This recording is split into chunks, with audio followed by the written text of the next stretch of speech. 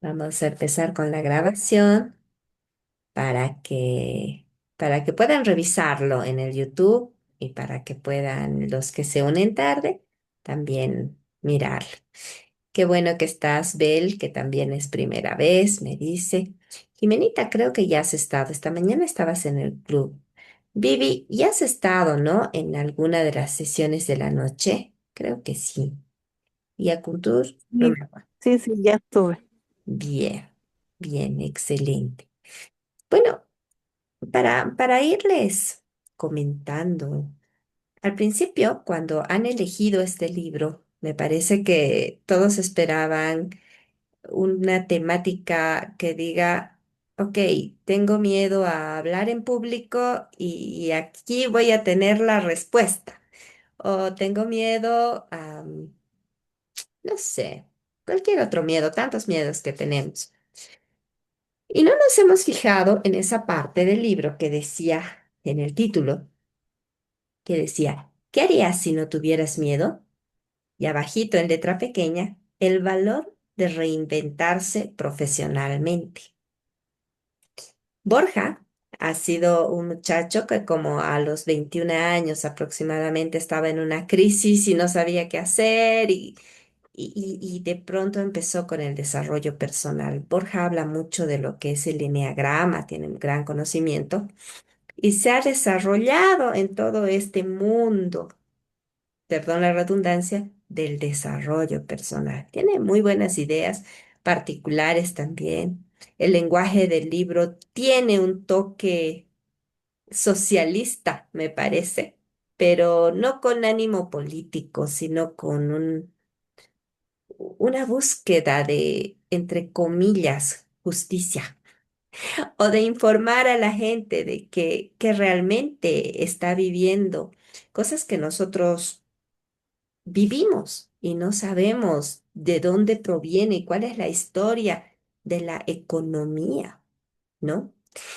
Nosotros en países subdesarrollados, cuando hablamos de Bolivia, vivimos probablemente en un día a día y nos peleamos contra los políticos de acá, pero no sabemos qué onda sin la relación con toda la economía global. En todo caso, Borja inicia con la historia del dinero, ¿no?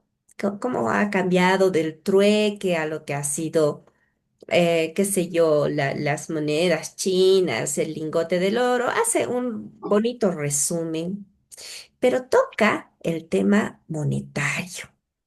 Desde ahí nos hace pensar a uno de los miedos que se puede tocar es el tema del dinero.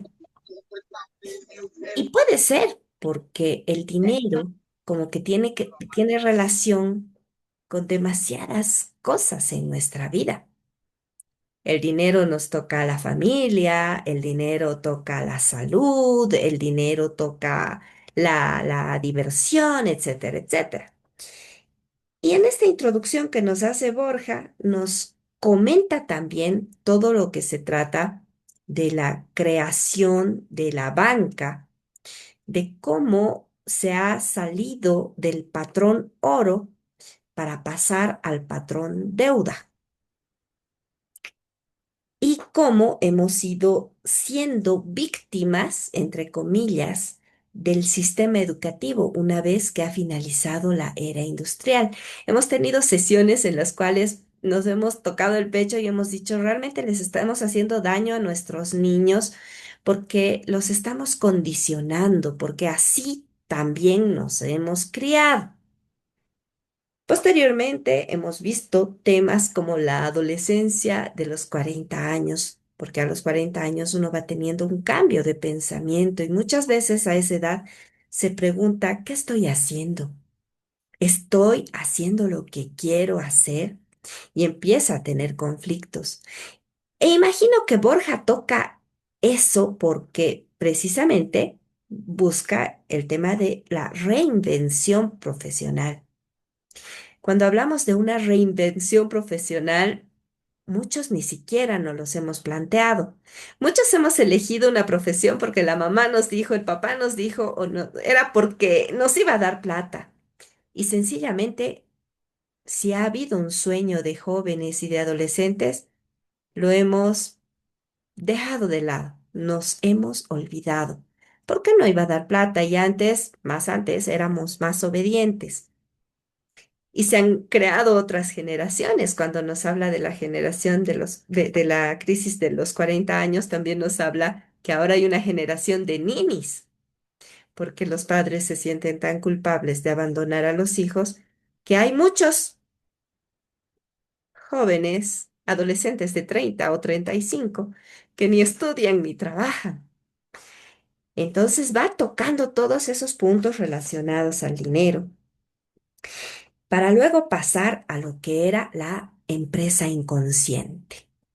La empresa inconsciente donde los trabajadores van obligados, deprimidos, siguen trabajando, esperando las vacaciones, y las empresas se convierten en esa cárcel donde se obligan a estar porque hay un salario. Hola, Katy, qué bien tenerte. Y nos conversa acerca de eso, de que esperan las vacaciones y hay un síndrome post-vacacional porque después de las vacaciones llegan y te llueve el trabajo. ¿Qué vacaciones? Después tienes que ponerte al día en todo.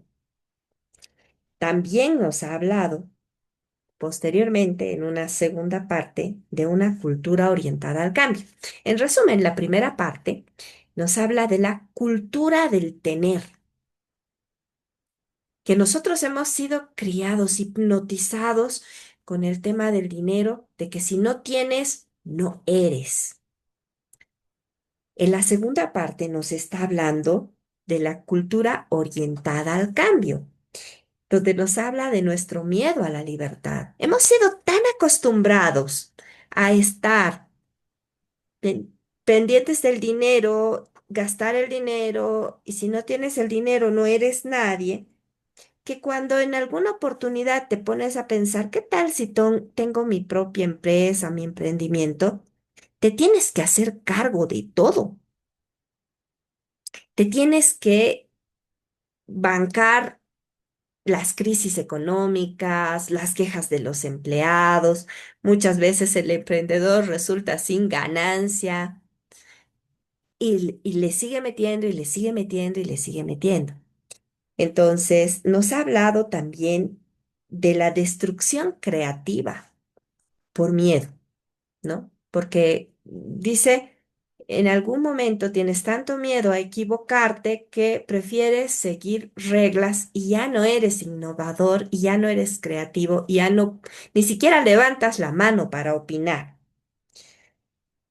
También nos habla de que en todo ese contexto, ya a cierta edad, preferimos estar pidiendo, esperando y quejándonos. Todos tienen la culpa. Tiene la culpa el gobierno, tiene la culpa la empresa, tiene la culpa la banca por cobrarme, pero yo no me hago cargo de mi parte. ¿Qué papel estoy jugando en la sociedad? Posteriormente nos habla del viaje del autoconocimiento y nos dice, tenemos que empezar a conocernos a nosotros mismos, a hacernos cargo de nosotros mismos para poder dar pasos, para saber cuál es nuestra potencialidad. Nos habla de muchos profesionales que no se sienten valorados, jóvenes, y nos cuentan historias, ¿no? Varias historias, hay muchas historias en este libro que nos hacen entender cómo tenemos miedo. Miedo, todo relacionado con el dinero, miedo a ser despedido, miedo a la libertad. Nos habla de partes que Robert Kiyosaki trata, ¿no? En el cuadrante del dinero, cuando eres empleado, autoempleado, dueño de negocio o inversor. Es un libro bastante completo y nos toca la parte del dinero. Nos habla también de que la verdadera riqueza no se la compra con plata. Y eso todos lo sabemos, creo, aunque muchos seguimos en el tema de, no, plata, con plata yo hago todo. Si tuviera $1 millón estaría feliz. Se nos pasa por la mente. ¿O no, Tere? ¿O no, Katy? Si tuvieran $1 millón, ¿estarían felices? Es lo normal, es lo que tenemos en el día a día, es lo que siempre estamos pensando. Y eventualmente, en este camino del desarrollo personal, nos damos cuenta que no agradecemos el respirar. Y por el hecho de respirar, y por el hecho de poder hablar, y por el hecho de estar juntos en una reunión y tener este tiempo, caramba, el tiempo es lo más valioso y nos estamos regalando un momento. Y a veces podemos considerar que somos ricos por eso, porque tenemos esa libertad y no sabemos valorarlo. Nos habla también mucho de la dimensión espiritual y emocional. Ya en la tercera parte pasamos a la cultura orientada al ser. Nosotros pensamos que con tener ya somos y podemos hacerlo todo, pero la idea que nos plantea Borja es que tenemos que trabajar el ser para que el tener sea automático, ¿no? Hemos pasado en las últimas sesiones el tema de la era del conocimiento. A estas alturas nadie debería tener un obstáculo para no ser profesional porque hay educación gratuita, porque hay educación en Internet, porque sabemos al segundo lo que está pasando al otro lado del mundo. Podemos conversar con gente de todas partes. Entonces, no debería haber limitaciones en el conocimiento. Y esa evolución tan rápida que ha habido, como que nos está equilibrando a los países que estábamos en subdesarrollo o estamos aún, pero tenemos ahora todas las posibilidades para competir. Hay trabajos que son en línea, no necesitas ir. Y se ha trabajado, se ha tratado eso en el anterior capítulo, en lo que era la empresa consciente. En el anterior capítulo ha sido hermoso porque nos ha hablado de un ideal de cómo debería funcionar una empresa, cómo deberían ser los nuevos profesionales, estar conformes, estar poder elegir sus trabajos y no presentarse a 10.000 y ser elegidos, sino poder decir, yo elijo esta empresa porque va con mis valores, porque tiene un objetivo social, etcétera, etcétera, etcétera. Nos habla del liderazgo, nos habla del talento, nos habla de la marca personal y hoy vamos a tocar la economía del decrecimiento. Después de haber tocado toda la historia respecto al dinero, después de haber hablado de la cultura, del tener, pasar a la cultura del ser, nos habla de la economía del decrecimiento. Y les voy a compartir para ir avanzando, ¿de acuerdo? Si hasta aquí tienen algún comentario, me gustaría escucharlos, chicos. Hemos hecho un breve resumen de todo lo que hemos visto en el libro, porque tenemos varias personas nuevas. Tenemos también gente que nos ha acompañado durante todo el libro. Entonces, ¿algún comentario hasta acá? ¿Algo que les haya resonado mucho? Ok, vamos a compartir. Me van a avisar, por favor, si ven bien, ¿ya? ¿Se mira? ¿Quién me avisa? ¿Sí? Ok, gracias, Tere, gracias. Ok. Vamos a empezar con esto. ¿Qué ven acá? Escríbanme si no pueden hablar, pero ¿qué miran?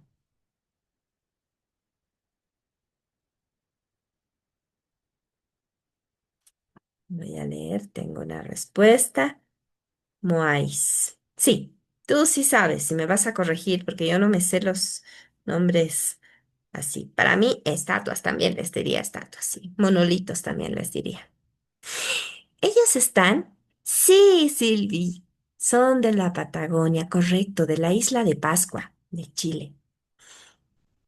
En el libro nos cuenta la historia de que la gente que vivía en esta isla tenía inicialmente una cantidad muy grande de forestación. O sea, tenía bosques y utilizaban. Dice, Kuntur nos dice de los Rapa Nui. Sí, sí, querida Kuntur. Y tú nos vas a ayudar en esta parte de la historia que Borja nos dice. Cuando ellos estaban en su isla, había mucha forestación y fueron talando los árboles y la población iba creciendo y ellos seguían talando y también pescaban, pero hubo un momento en que la población fue muy grande y sucedió que ya no había un equilibrio. Los bosques no crecen de un día para otro, por lo tanto, se vieron en una crisis. Entonces, se fueron peleando entre ellos y así fue destruida toda la civilización. Llegaron hasta el canibalismo, es decir, que destruyeron su ecosistema. ¿Por qué nos trae esto Borja? Y bueno, aquí les he copiado parte de la historia para no equivocarme con estos señores de la Patagonia. Dice, se estima que la población de la isla de Pascua sufrió una crisis social que se ha atribuido a la sobrepoblación y devastación del ecosistema en los siglos XVI a XVIII. La tala de los bosques y la sobreexplotación agrícola disminuyó la producción de cultivos, les impidió construir balsas para la pesca en alta mar y el conseguir leña para el fuego. A esto se le sumó el agotamiento de los recursos marítimos costeros y de los huevos de las aves marinas que anidaban en la isla. La falta de alimentos llevó al colapso a su compleja sociedad. Empezó a simplificarse y dividirse en clanes que competían por los recursos restantes. La población cayó hasta la nueva capacidad de carga de la isla. Eran como 2.000 habitantes, de 30.000 bajaron a 2.000. Según la tradición, ocurrió una guerra civil y los Anau Momoko, orejas cortas, el pueblo común, se levantaron contra la clase dominante, los Anau Epe, orejas largas, con la consiguiente destrucción de los altares ceremoniales y el abandono de las canteras en que se tallaban los moais. Los nativos comenzaron a vivir en cuevas para defenderse de los ataques. Algunos estudios indican que se llegó incluso al canibalismo para sobrevivir. ¿Con qué nos quedamos de acá? Con que si no se cuida el ecosistema, se puede llegar a una destrucción. Y Borja nos trae esto porque nos habla de la economía actual y nos dice, ¿cuál es el espíritu de nuestra época? ¿Cómo se podría llamar? Si ustedes miran estos dibujos, ¿qué nombre le pondrían al espíritu de nuestra época? ¿Me pueden escribir o levantar la manito, por favor?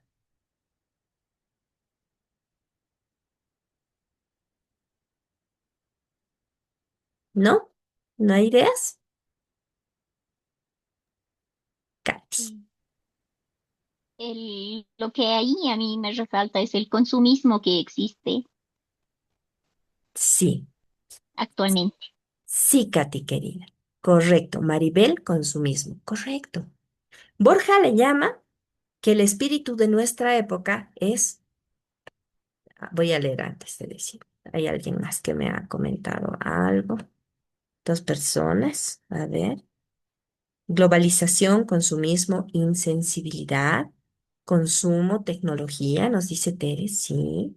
Sí, tiene mucho que ver con el consumo. Nuestra época, según Borja, es trabajo, consumo, porque al ser humano le gusta consumir y se dedica a trabajar para consumir. ¿Y dónde estará el equilibrio ahí, no?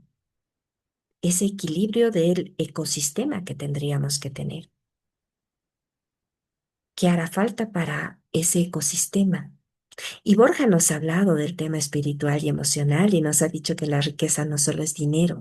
Entonces, de repente por ahí, eso es lo que falta. nos habla también del PIB. Y he buscado un concepto, no está en el libro, pero he buscado uno para niños, porque no todos somos economistas y no todos manejamos los términos técnicos. Entonces, ¿quién me lo quiere leer lo que es el PIB? Por favor.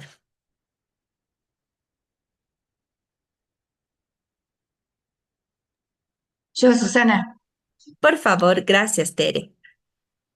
el PIB es una herramienta clave para entender la economía de un país. Para los niños, el PIB se puede explicar como la suma total de todos los bienes y servicios que se producen en un país durante un tiempo específico. Esto incluye productos como coches, alimentos, ropa y servicios como cortes de pelo, clases y consultas médicas. El PIB ayuda a medir el crecimiento económico y la riqueza de un país y es fundamental para el desarrollo y el bienestar de las personas. Gracias, Tere. Gracias. Chao. Así es como nos lo venden. Y vemos en las noticias que hay un PIB que nos muestran, el PIB de Bolivia, nosotros, el PIB de Argentina, de los Estados Unidos, una comparación como una competencia. ¿Qué parte no vemos del PIB? Ahora voy a seguir compartiendo. Permítanme. Ah, es este. ¿Qué parte no vemos? Esto es lo que nos muestra. El PIB del uno, del otro, no vamos a ver quién está en primero, segundo, no nos importa. Hoy no. Pero nos dice Borja, por más sofisticado que sea este proceso de medición, el PIB no contabiliza la desigualdad financiera de los habitantes de un país. Es cierto, nos mide la riqueza. Para eso hay que producir, para eso hay que tener más dinero, pero no nos dice cómo es la desigualdad, cuánto de pobreza y riqueza hay. Sí, hay otros indicadores, lo podemos ver, hay estadísticas, etcétera, pero lo que se vende es el PIB. Tampoco mide el impacto que tiene la economía sobre el bienestar emocional de los seres humanos y el medio ambiente, del que ya casi no formamos parte. En el caso de que un país sufra una epidemia de gripe o sea víctima de diversos desastres naturales, todo el dinero invertido en vacunas y hospitales para curar a los ciudadanos afectados, así como en equipos de rescate y de reconstrucción para paliar los efectos en las zonas, medir aquello que realmente cuenta. No he entendido eso. Así como en equipos de rescate y de reconstrucción para paliar los efectos en las zonas, medir aquello que realmente cuenta si queremos sobrevivir como especie. Los economistas tendrán que aprender a restar. Es decir, que no, perdónenme, que no, el PIB no mide todas esas cosas que también deberían importarnos y que también suceden. Bien, aquí. ¿Qué opinan de eso? ¿Qué opinan de ese tema que nos venden del PIB? Nos están vendiendo que el país tiene que ser rico, que tiene que seguir produciendo, pero en ninguna parte nos hablan del equilibrio, del ecosistema. Y si nos vamos a la historia de la isla de Pascua, es como si ya tuviéramos la idea de cómo va a finalizar esto, ¿no? Si seguimos produciendo y consumiendo, va a llegar un momento en que vamos a romper completamente el equilibrio y tal vez lleguemos al canibalismo. ¿Algún comentario hasta acá? Bien, yo voy a continuar.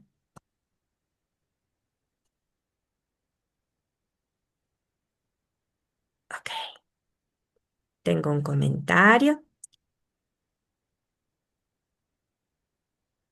A ver, nos dice Kuntur.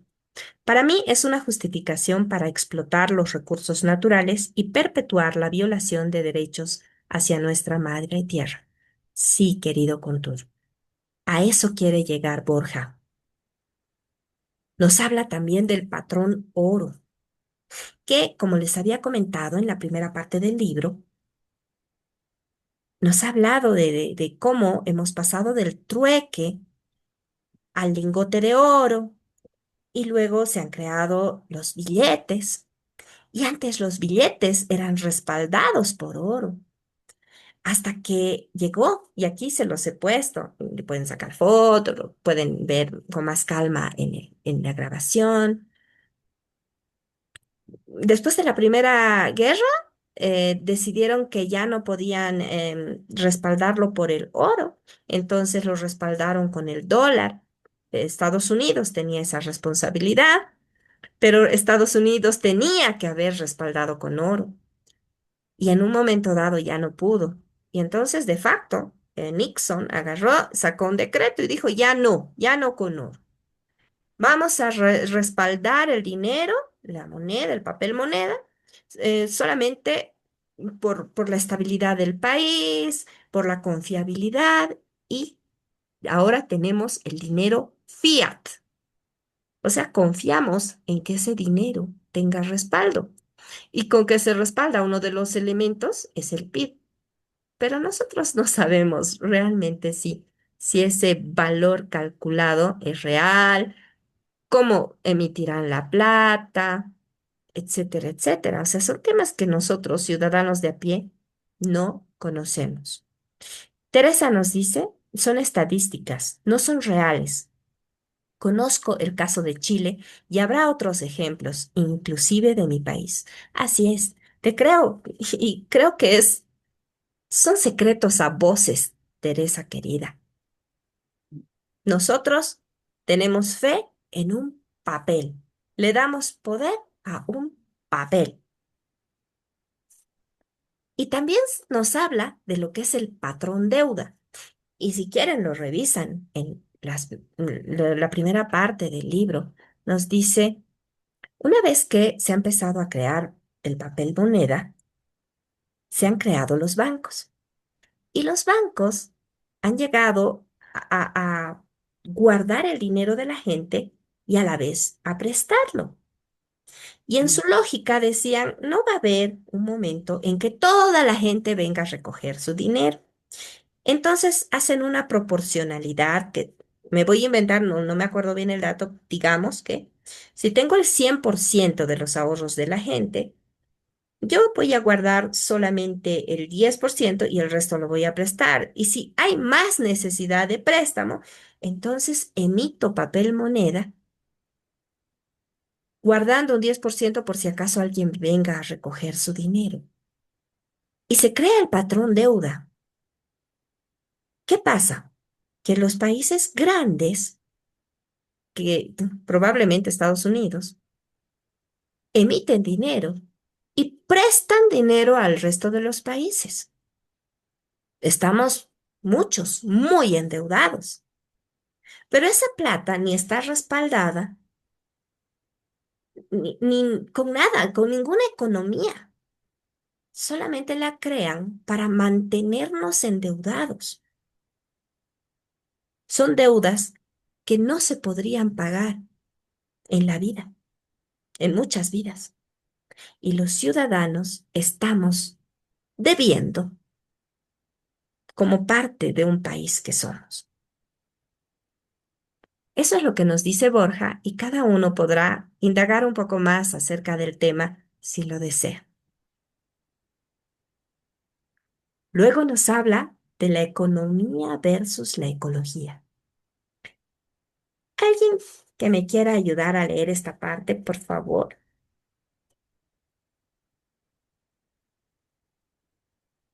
Yo sé que tengo hartos voluntarios que quieren leer. Anímense a levantar la mano, chicos. O abran micrófono. Eso. Susana, Hola, Ana Gabriela, buenas noches. Gracias por acompañarme. Puedes leérmelo, por favor. ya. Economía versus ecología. Toda actividad humana parte de un préstamo que nos hacen los recursos materiales de la naturaleza. Si ese préstamo reduce estos más rápidamente de lo que la biosfera tarda en reciclar los desechos y reabastecer las exigencias previas, se produce una deuda ecológica imposible de saldar y el precio de no pagarla significaría el fin de nuestra civilización y nuestra extinción como especie. Y estos presagios no tienen nada de nuevo. En 1972, el Club de Roma publicó Los límites del crecimiento, un informe realizado por el Instituto Tecnológico de Massachusetts, MIT, donde ya se abordaba la posibilidad de que se agotaran los recursos naturales. Excelente, Katy. ¿Qué te dice esa parte y todo lo que hemos hablado? ¿A dónde te lleva?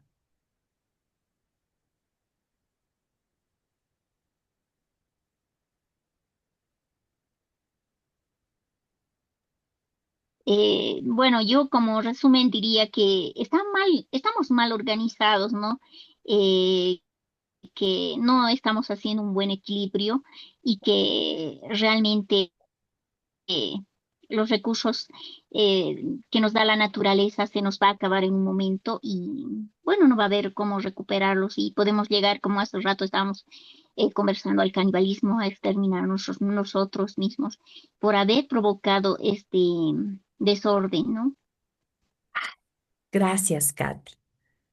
Gracias. Kuntur, voy a esperar tus comentarios. Escritos si no puedes abrir micrófono y de todos, chicos. Ustedes saben que esto se enriquece con la participación. Dentro de todo lo que nos va hablando, Borja va a pasar a un siguiente punto, pero no me voy a ir sin leer el comentario. A ver, ¿qué nos dice? Silvita, el crecimiento económico no toma en cuenta el daño ecológico. Así es, mi Silvia amada. Así es. Tristemente. Y, y si se dan cuenta, nosotros que estamos en este camino de desarrollo personal, de hacer conciencia, no solamente de lo que es el tema económico, sino nosotros mismos, ¿no? Nuestra parte espiritual, y nuestro desarrollo personal, y nuestra confianza, autoestima, amor propio. A veces nos olvidamos de la naturaleza, chicos. A veces lo damos por hecho. Y pongámonos la mano al pecho, no sin culpa, sin llorar, uy, nos vamos a morir, no. Pero parte del equilibrio definitivamente es sabernos un componente del mundo y qué queremos ser, el depredador o el cuidador. De verdad que tenemos que pensar en todo eso. Cuando pensamos en nuestra economía y en el dinero, no nos olvidemos que somos parte de un ecosistema. Ok, continuamos. Anita, querías leérmelo, ¿me ayudas?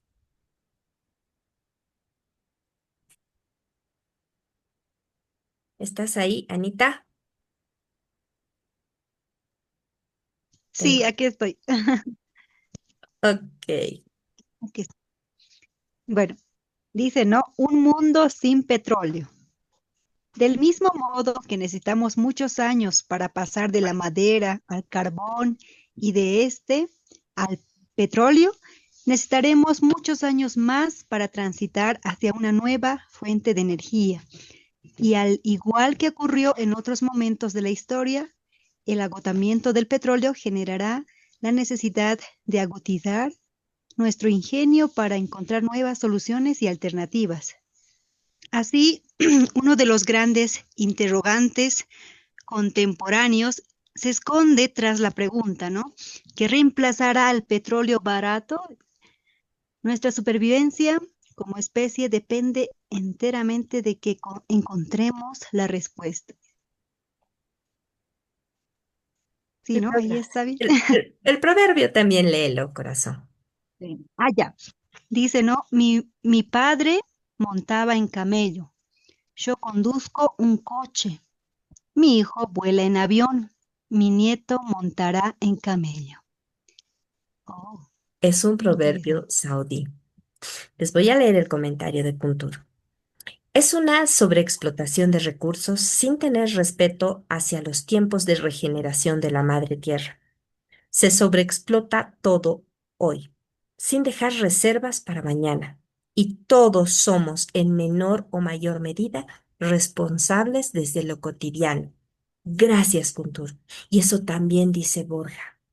Cada vez que hacemos una compra, deberíamos preguntarnos qué estamos comprando.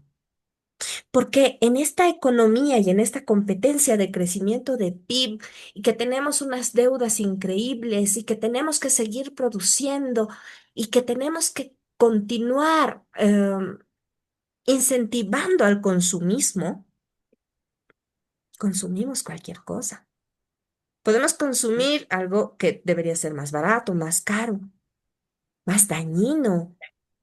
Consumimos cada cosa en nuestra alimentación o cosas que definitivamente no necesitamos.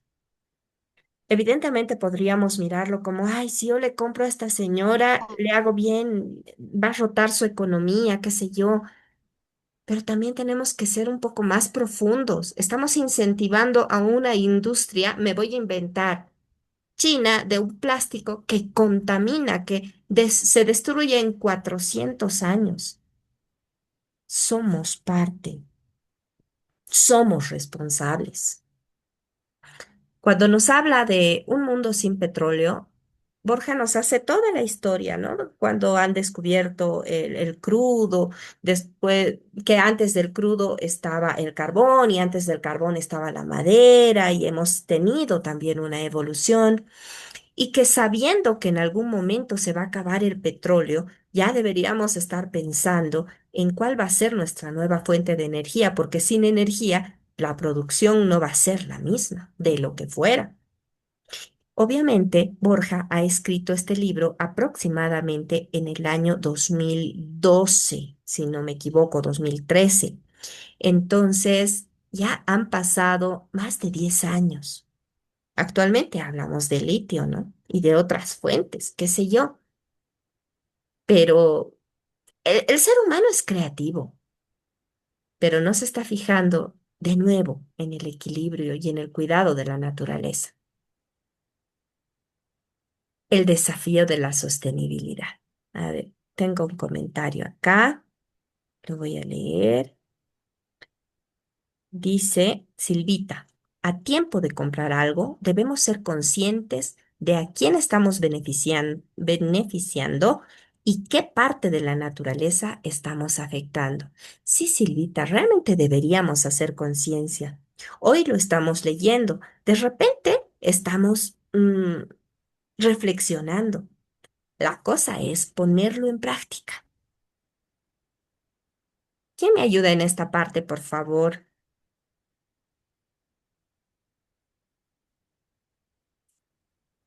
Yo tengo Yo harto. puedo. Por favor, Karen, gracias. El desafío de la sostenibilidad. No podemos preservar el sistema. Nuestra prosperidad material tiene un precio mucho mayor del valor que nos ha venido aportando.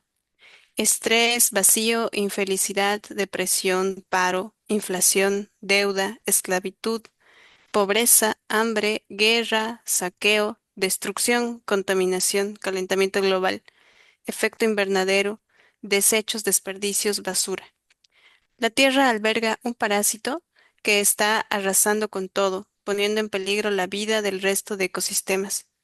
Pero el planeta, como organismo vivo, sabe perfectamente que sobrevivirá y que tarde o temprano se regenerará, tal y como ha hecho en épocas anteriores. Sin embargo, la especie humana tal vez no lo consiga.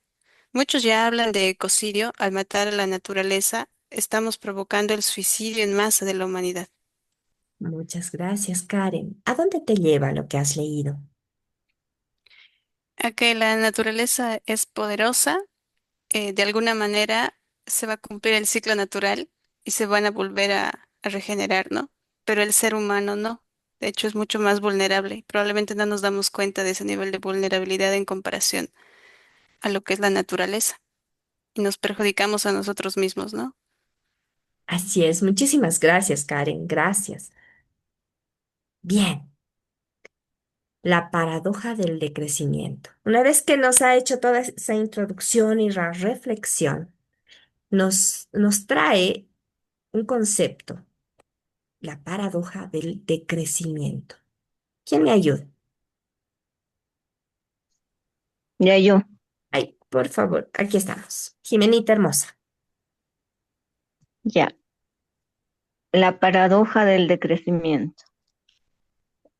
El imperativo externo de austeridad, prudencia, moderación, sobriedad, frugalidad y simplicidad vivido como una obligación moral es a la vez ineficaz y a menudo contraproducente.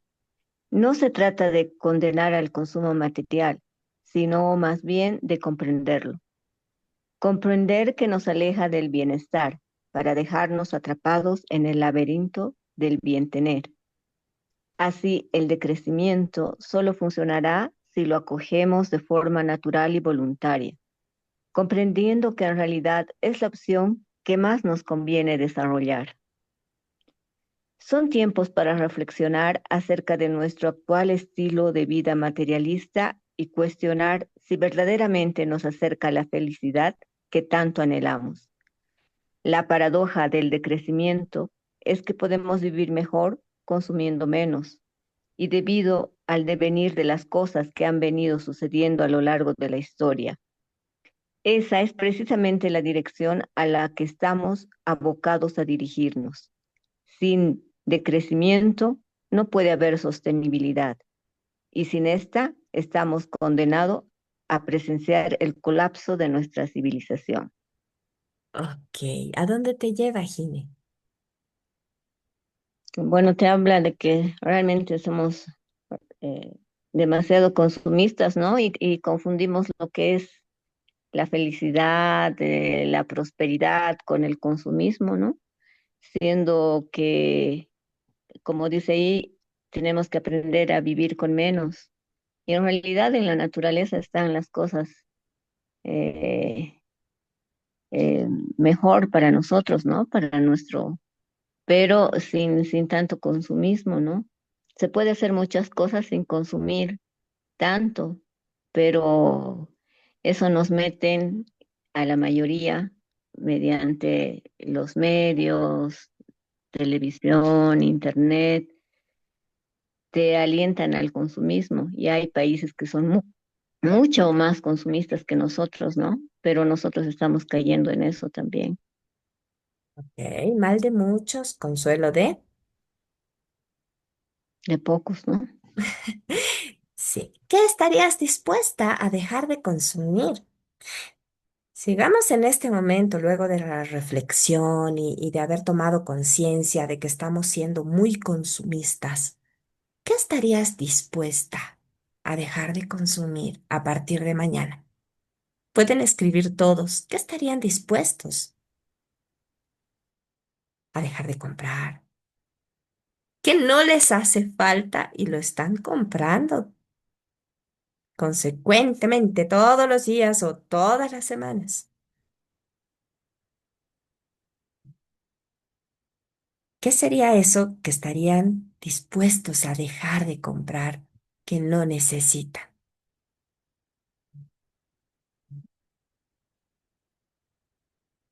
¿Nada? Camila Victoria nos dice, mis errores del pasado. Jimena Valdivia nos dice, azúcar. Bien. Silvia nos dice, productos que tienen demasiados envoltorios. Ok. Karen nos dice, los plásticos y bolsas de nylon que son baratos. Hay por montones y solo usamos por costumbre, como las bombillas. Bien, Karen. Bien, creativa. Teresa nos dice, ya lo he dejado.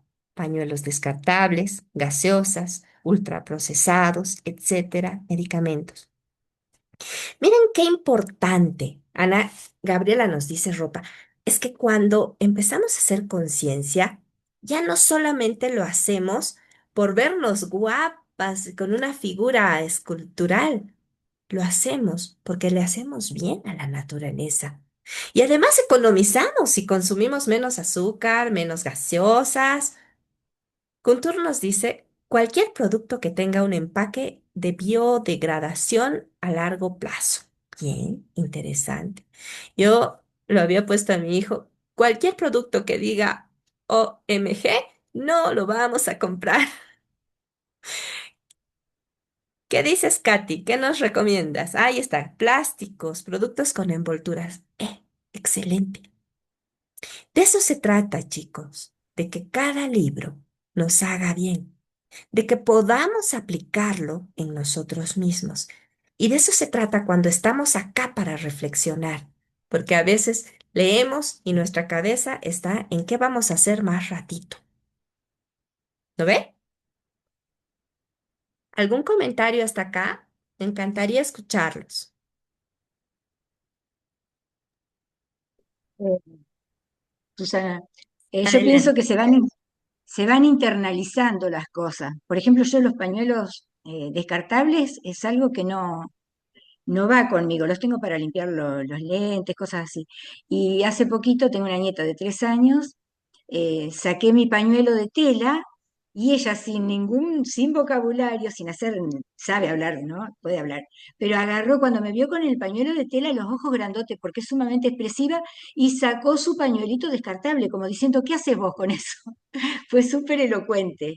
Cómo los chicos internalizan, porque claro, se han criado en una época de pañales descartables, de pañuelos descartables, de gaseosa, de un consumismo todo ultraprocesado. La mujer prácticamente acá por lo menos no cocina. Roticerías en cantidad tenemos. Y es todo, que es distinto la elaboración casera, ya no se hace huerta. Yo no le echo la culpa a la gente, ¿eh? Es el sistema también que nos va inculcando esto, el consumismo. Entonces, son generaciones que no ven trabajar a sus padres, no saben cómo se hace una huerta, no saben cómo se poda un árbol, no conocen las hierbas medicinales que hay en el lugar, pero no es culpa de la gente, sino el sistema que los hace dependientes, y nos hace dependientes en todo. Tenemos un corte de luz, nos quedamos sin heladera, sin televisión, sin internet. Somos dependientes de todo, del agua, de la luz, de todo, ¿viste? Es el sistema, no es tanto la culpa nuestra. Ahora, después del mal uso, es otra cosa. Porque hay gente que dice, porque a mí me pagan, me cobran un montón, yo dejo la canilla abierta, o yo dejo todas las luces encendidas, no me importa si se usen o no se usen. Eso sí es responsabilidad nuestra. Pero hay cosas que es el sistema. Y es el sistema, querida Tere. Sin embargo, cuando buscamos un culpable, lo estamos mirando afuera y es como que o buscamos castigo para el culpable o nos estamos lavando las manos. Nosotros, desde este despertar de conciencia, desde nuestro punto chiquitito, tenemos que convertirnos en actores, en protagonistas y hacer algo desde nuestro lugar, así chiquitito que sea. Si tú solita haces tu pequeño huerto o en tu maceta, ahora hay metodologías, te Sí, sí, aseguro que vas a influir en tu nieta, sí, por supuesto. ¿no? Ok, gracias. Sí. Bueno, gracias a vos. Katy hermosa. Y Susana, también comentarte que, como tú decías, la idea tiene que partir de nosotros. Por ejemplo, yo ya enseño a cada uno de mis pacientes, ¿no? Sería bueno involucrarse también en esto de la tecnología, ¿no? Pero hasta donde yo puedo, tengo charla con mis pacientes, entonces les voy enseñando que el pan es muy malo, que el azúcar te hace daño, el aceite es muy malo, el aceite frito peor. O sea, así vamos incentivando, vamos enseñando. Bueno, no, también con los médicos que trabajo, les voy incentivando, les voy enseñando poco a poco. Es muy complicado, ¿no? Esta situación pero de enseñarles, ¿no? Pero poco a poquito se va logrando algo. Entonces, yo también he dejado, para empezar, yo he tenido que dejar las cosas que yo les estoy enseñando. Entonces, también uno tiene que partir de uno para enseñarles a los demás y qué bienestar trae después de que uno deja estos alimentos procesados, como hace rato estábamos hablando, y enseñarlos, ¿no? Eso es lo más principal. Excelente, excelente, Katy. Cada uno desde nuestro lugar podemos ser un agente de cambio. Les voy a compartir una más acá. Bien. Ahora sí, ¿quién me ayuda? Por favor. ¿Puedo? Por favor, Camila, gracias. Ok, la sociedad postmaterialista. Cada vez más personas hemos tomado conciencia de la necesidad de reinventar la educación, empezando, como no, por reeducarnos a nosotros mismos primero. El reto es que los colegios dejen de condicionar a las nuevas generaciones y empiecen a educarlas, favoreciendo que los alumnos encuentren dentro de sí mismos lo que verdaderamente necesitan y en paralelo dotarlas de aquellos conocimientos que les permitan afrontar con sabiduría el mundo que se avecina. Esta nueva educación emocional y financiera se asienta sobre una visión postmaterialista de nuestra condición humana. Al igual que nuestro cerebro tiene dos hemisferios, el izquierdo, nuestra parte racional, y el derecho, nuestra parte emocional, los seres humanos somos mitad materia, mitad espíritu.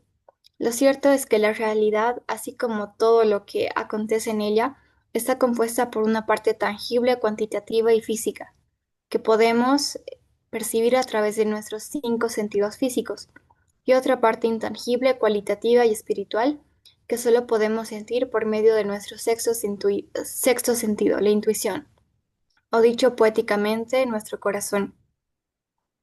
Ok, Cami, ¿a dónde te lleva esta parte de la lectura?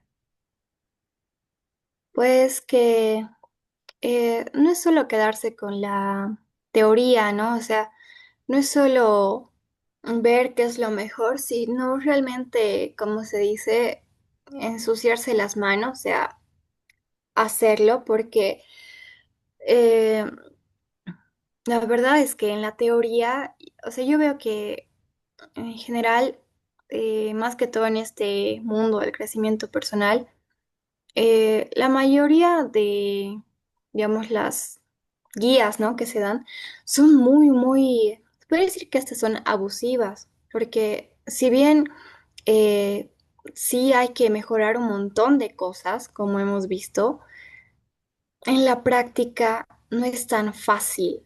En realidad es casi imposible. Entonces, primero creo que es probar, o sea, nosotros probar lo que podemos hacer, aunque sea digamos, un granito de arena, digamos, cada día lo que podemos hacer, que incluso que nos guste, ¿no? Que nos dé placer, porque esa es la única forma en la que vamos a formar un buen hábito, si nos gusta, porque si vamos de cabeza, como se dice, con todo, pues nuestro cuerpo ya no está acostumbrado primero, ¿no? Estamos acostumbrados a comer un montón de masas, digamos. Entonces, de la nada, ahora solo panes, no, no es panes, ¿qué se llama? Eh, Solo verdura, solo carne, ¿no? Solo un carbohidrato. En mi experiencia, mi cuerpo no le ha dado miedo, ¿no? Me he puesto mal, incluso así de la digestión al día siguiente, porque mi cuerpo no lo reconocía, ¿no? Primero. Entonces es como que tenernos, no sé, como una mamá que le esté enseñando a uno mismo. Creo que eso es lo más importante, hacerlo. Gracias, Cami. Sí. Es la parte de hacerlo con amorosidad, porque tienes toda la razón. No se olviden que nuestro cerebro busca mantenernos vivos, ¿no? Entonces, y cómodos, no le gusta hacer que hagamos muchos esfuerzos. Entonces, ponernos un reto muy grande va a hacer que nos frustremos. Y cuando nos frustramos, decaemos y no queremos hacerlo más, porque entra al tema inclusive de autoestima. No, no puedo hacerlo. Entonces afecto mi autoestima, eh, rompo mi autorrespeto porque no cumplo con mi palabra. Entonces hay que ayudarlo. Hay que hacerlo pasito, pasito de bebé. Una cosa chiquitita hoy. El tema de las bolsas nylon estaba fantástico. Muchos nos enojamos todavía cuando vamos a comprar pan y no nos dan bolsa. No hay bolsa, hay una bolsa, tenemos que comprar. Pero es bueno. Si nosotros comprendemos el para qué, entonces lo vamos a hacer paulatinamente y luego será otro paso y otro paso. En toda nuestra vida hay diferentes temas en los que podemos trabajar. En esta comunidad con Claudia, nosotras hemos trabajado en varias oportunidades en talleres de finanzas con programación neurolingüística. Muchos nos conocen por ese tema. Eh, y en esa búsqueda, después de varias versiones, les comento que con este libro, con El poder de la hora que estamos leyendo en la mañana y una serie de capacitaciones que estamos teniendo, hemos cambiado el programa para hacer lo que acaba de decir Camila, para poder hacer prácticas y cambios desde lo más profundo. Entonces, les voy a invitar a que participen de una masterclass el lunes. Voy a fijarme cuándo porque no me acuerdo. ¿Dónde estoy? Creo que estaba aquí. Vamos a tener que... ¡Ay! Nos quedaba solo una lámina. Terminaremos esta y luego les cuento. ¿Quién me quiere ayudar? Por favor, sean bonitos.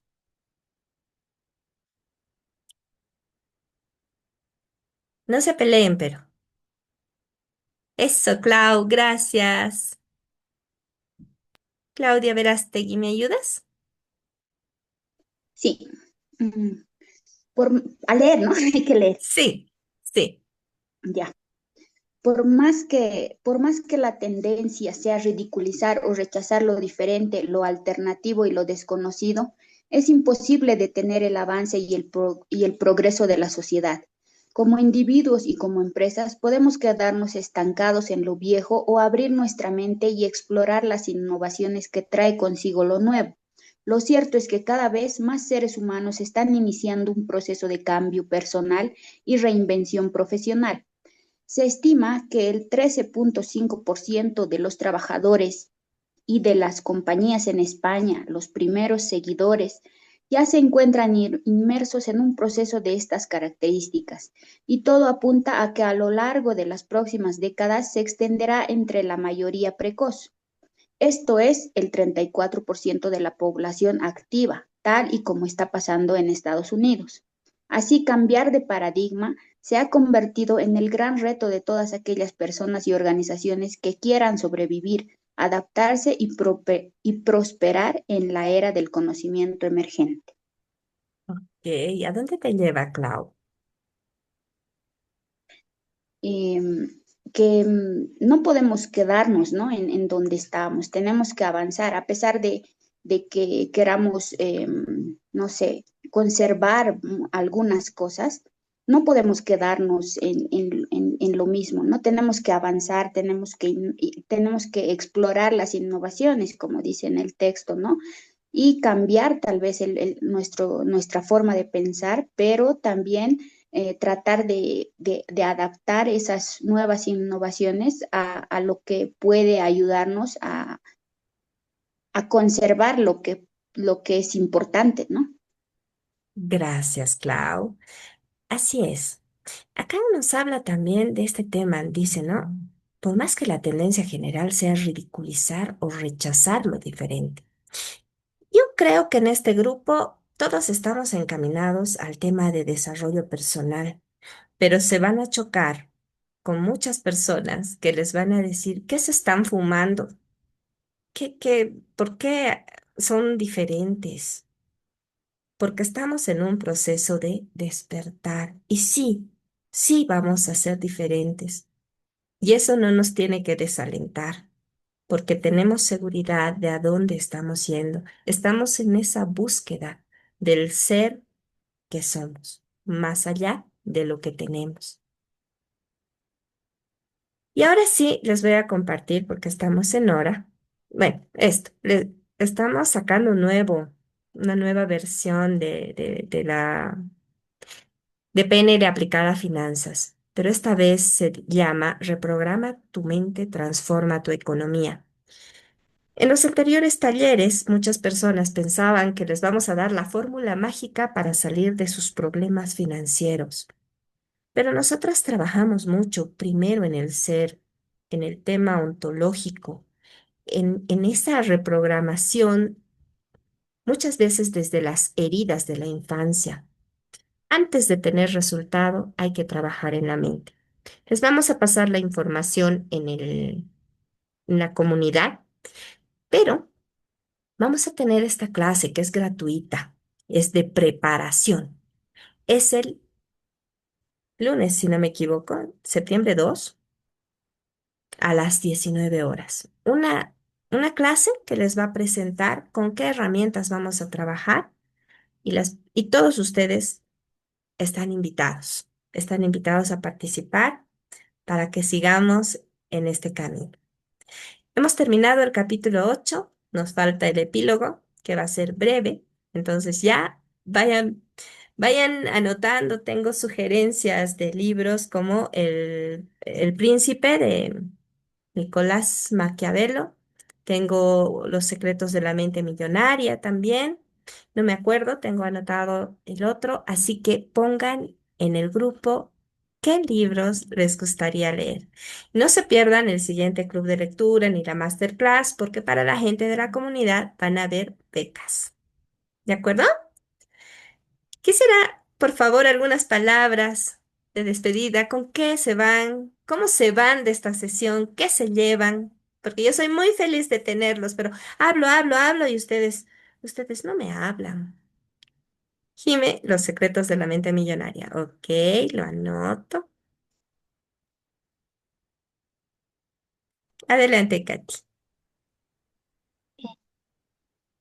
Susana, yo me voy que con el conocimiento, ¿no? De que es muy importante preservar lo que es nuestro medio ambiente. No pensar solo en la economía, en tener, sino valorar lo que realmente es darse un descanso, salir a la calle, salir a pasear, darnos un tiempito, ¿no? Y realmente eso, yo he empezado a valorarlo ya no estoy trabajando los sábados y me estoy dando ese lujo medio, no sé de la verdad, pero justo te tocaste este tema y me pareció muy hermoso realmente lo que nos compartiste. Gracias, Katy. Gracias. ¿Alguien más que nos quiera dar una devolución?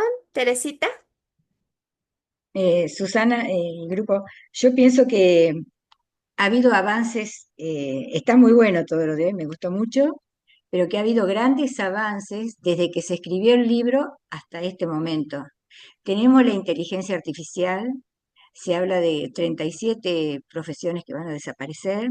Yo creo que tenemos que apuntar al ser, a la creatividad, a desarrollar todo lo que sea manual, buscar en nuestros ancestros, en la medicina natural, en la cocina, en todo. Porque la medicina ya han hecho pruebas pilotos acá en Argentina, de la docencia y dice que aprenden más con un robot, pero carece de la emoción, del amor que pone un docente al enseñar. Han hecho cirugías con robot acá en Argentina, en la provincia de Santa Fe.